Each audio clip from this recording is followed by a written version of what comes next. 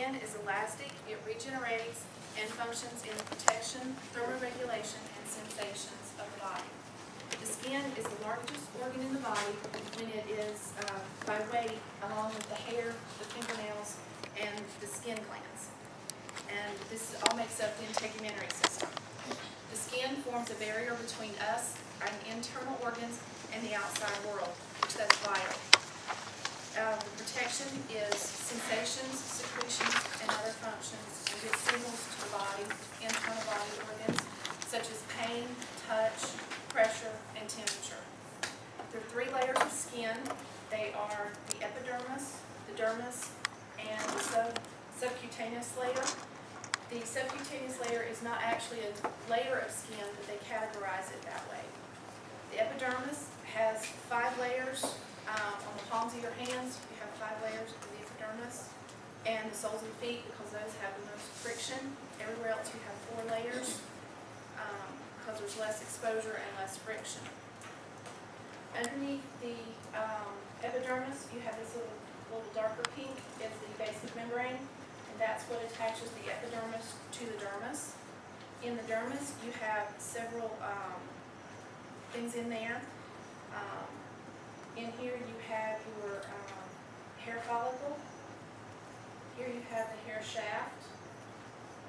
This is your arteries and veins down in the subcutaneous layer, but they come up into the dermis layer. You have your sweat gland and the sweat duct, which comes all the way up to the top of the skin.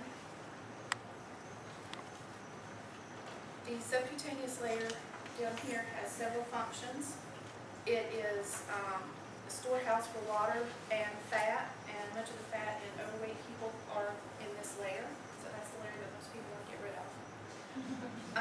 It pads the body, giving it shape, cushioning, and protection from blows, and it provides the pathway for these blood vessels and the veins coming through, because that'll be your cushion, so they won't get destroyed in this area. In the hair, you have like I said, you have the hair here, you have the shaft and the root. And the primary function of hair is to protect on your head from sunburn and from injury. Your eyelashes will protect your eyes from dust getting in. In your nose and ears, you have the hair to protect from dust and any other foreign matters getting in, bugs, whatever may be there. And the hair is keratinized, so it grows in the tubular canal. Fingernails are another part, and toenails are another part of the integumentary system. Each nail has 3 parts. The part here that's like pink, and that's due to the blood vessels being under your skin. This is called the body of the nail.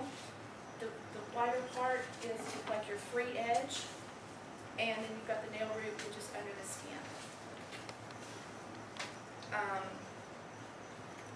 The whitish moon shape on your nails, some have them and some don't. This part right here is called the lanula, and it's whitish in color due to the blood vessels that do not show through. The other thing is skin glands, and there's 3 kinds of skin glands: the sebaceous glands, sweat glands, and modified sweat glands. The sebaceous glands are glands that connect to the hair follicles, and they secrete a substance called sebum.